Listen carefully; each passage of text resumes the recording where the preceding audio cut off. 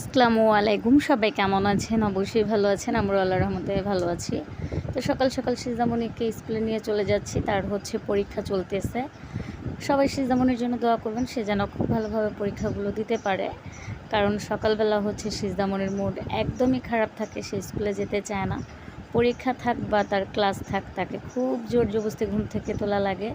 মাঝে সাঝে রাগে একদম আমাকে রেখেই হেঁটে চলে যায়, আবার মাঝে সাঝে একদম খুব আস্তে আস্তে যায়। তো প্রতিদিনই থাকে তার একটা না একটা বাহানা স্কুলে না যাওয়ার। কী আর করব, বকা টকা দিয়ে প্রতিদিন নিয়ে যাই, কিছুই তো করার নেই। আর যেহেতু সিজামণিদের স্কুল এখন অনেক সকালে, সিজামণির উঠতে একটু কষ্ট হয়ে যায়। তো মেয়ে আমার হয়তো বা রাগে খুব আগে আগে আমাকে রেখেই হেঁটে চলে যাচ্ছে, আর আমি মেয়ের পিছন পিছন যাচ্ছি। তো আপনারা সবাই আমার সিজামণির জন্য দোয়া করবেন, ও যেন খুব ভালোভাবে পরীক্ষাগুলো দিতে পারে। তো আমার আজকের মিনি ব্লগটা এতটুকুই ছিল। সেই পর্যন্ত সবাই ভালো থাকুন, সুস্থ